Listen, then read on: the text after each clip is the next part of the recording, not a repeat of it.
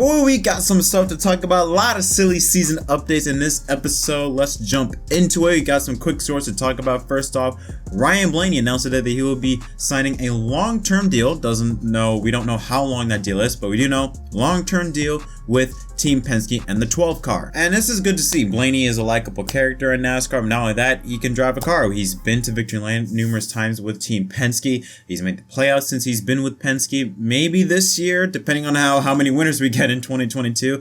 And speaking of 2022, he is the highest running Ford driver. I think he's third or fourth in the point standing. So been very consistent, and he does fit the mold at Team Penske. Very respectable, has that sort of Penske characteristics that Roger's looking for. So I think continuing this relationship between Blaney and the 12 car is a perfect match. But let's get into the interesting news, shall we? Let's first talk about RCR and Tyler Reddick. Reddick, we know that he will be leaving Childress Racing at the end of the 2023 season to go to 2311 in 2024. Don't know what car he's going to drive, but we do know he's going to be with Denny Hamlin and MJ24 in a Toyota car.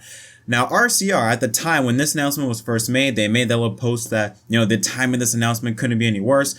And even still, after about a month since this was up, Childress is still furious. He's not mad. He is fuming over this decision. An insider at Childress Racing confirms that the owner is furious at Tyler Reddick's decision to leave the team for 2311 Racing. The insider recently nodded his head knowingly when asked if it was clearly obvious that Childress didn't want Reddick around next year. Understandably, the team employee wants to remain anonymous, but he also acknowledged that Childress knows that almost everyone in the sport knows he wants Reddick gone sooner rather than later. Yikes, that is... Oof. I knew Richard was mad, but damn, I didn't know he was this angry at the decision. And while I can understand, here's a guy that you gave him this opportunity to drive in the Cup Series, notched off 2 wins, granted they're on road courses, notched off a win at Road America. Let's go back to that time, thinking this is going to be a start of a great partnership. And then 2 weeks later, he leaves for another team. I understand that, but at the same time, Richard, you got no one to blame but yourself. You should have signed up Tyler Reddick when you had the chance. Everyone in the garage knew that Tyler Reddick is a generational talent. Okay, he is a top talent. He has the potential to become maybe a Cup Series champion in the long-term future. Who knows? But the kid can drive. It's your fault for not signing him earlier than expected. Even before he won, we knew he was going to break into victory lane. He had so many chances before Road America to go to victory lane. You should have signed him up right then and there instead of giving him this 1 or 2 year contract deals. Sign him up for the long term. Let him know that, hey, you are part of our future. You didn't do that. And as soon as Reddick won, all these teams started flocking to him, and you still did nothing. I'm sorry, Richard. I understand why you're mad, but this is your fault. So you have to deal with the consequences. But I understand, though, why he is upset. And again, when you look at Reddick's perspective, for Reddick to leave RCR makes perfect sense. Childress Racing, they haven't been the same since Dale Earnhardt, and they really haven't been the same since Kevin Harvick left. The last time we've had a winner, a multiple-time winner with RCR was Kevin Harvick in his final year of 2013. That's nearly a decade that RCR has had a driver win more than once for his team. That tells you the state of Childress Racing. So if you're a guy like Tyler Reddick, you really want to stay with this team where you have other great opportunities. I got a team like Toyota, a team like 2311 Racing that's brand new, like the new kids on the block that has a lot of bold, fresh ideas and has a very exciting future. And they've shown that they can go out and compete week after week with Kurt Busch at Kansas, and Bubba Wallace, the recent weeks has been running up front, contending strong. So there's a team out there that looks to be running a lot better, at least more consistently than the team you're at right now.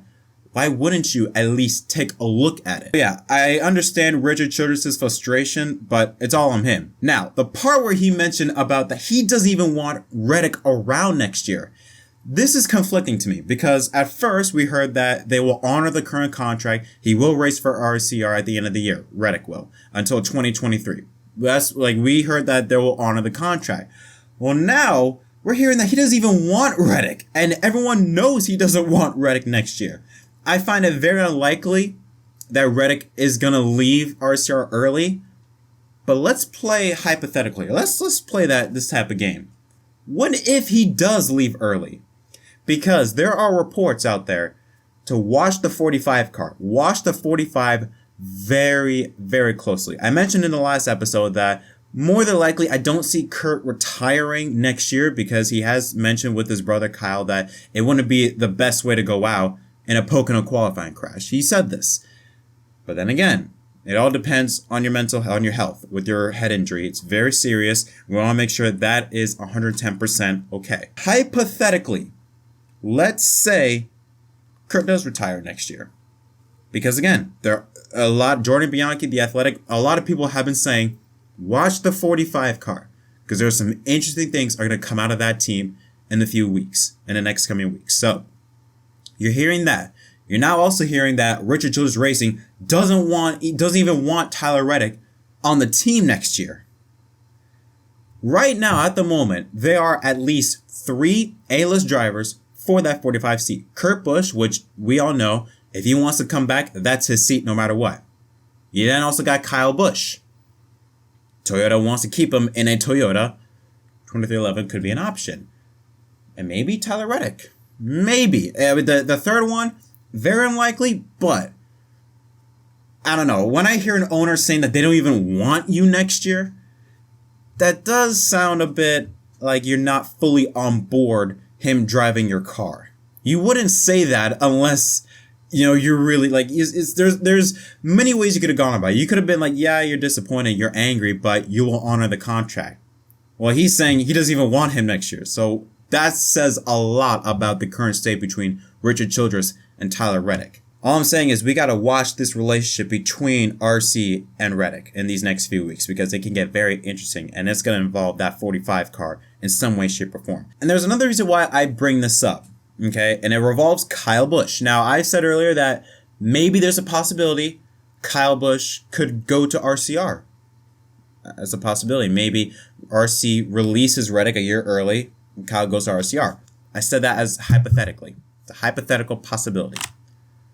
Well, listen to this. According to Corey LaJoie from Stacking Pennies, says that Kyle Busch has been approached by 2 potential Chevy teams, a potential Ford team, and a possible option with Toyota.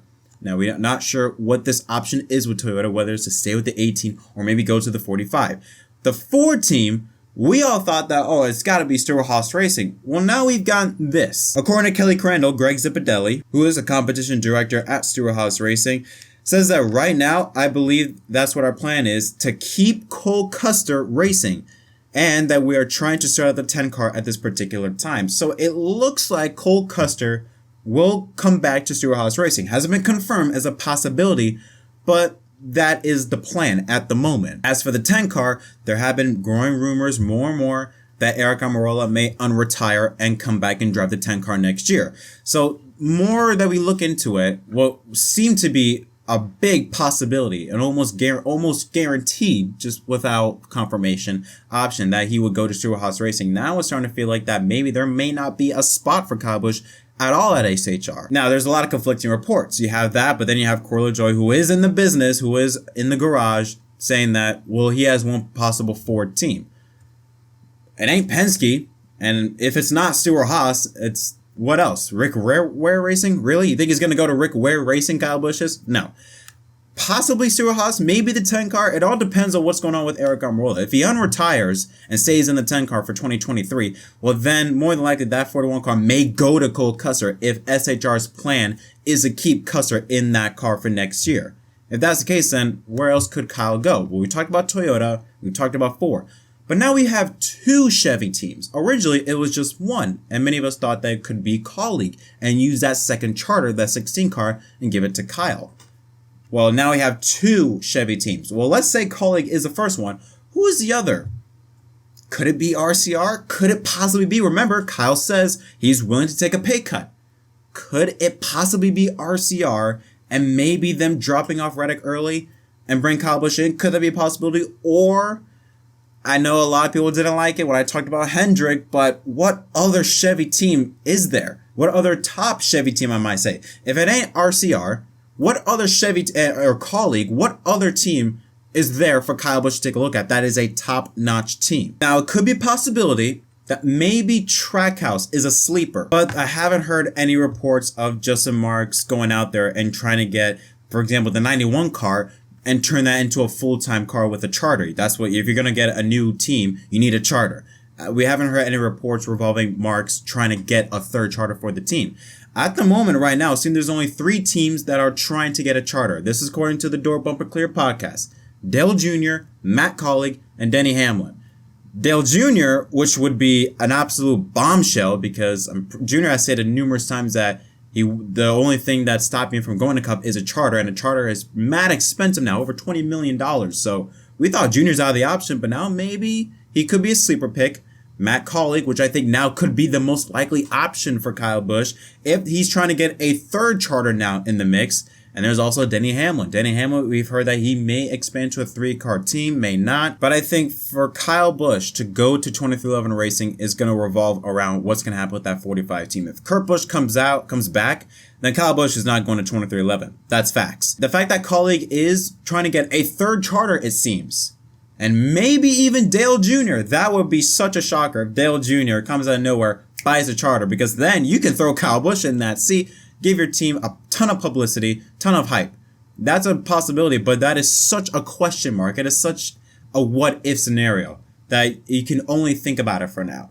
The most likely option now that we know that Stewart-Haas Racing's plans is to keep Cole Custer, and with rumors about Eric Almirola coming back to NASCAR, it seems as though that the only options now could be the 18 car, maybe the 45, we'll have to hear from Kurt Busch's perspective, and Colleague Racing. If Colleague is trying to get a third charter, they already got the 16, they got the 31.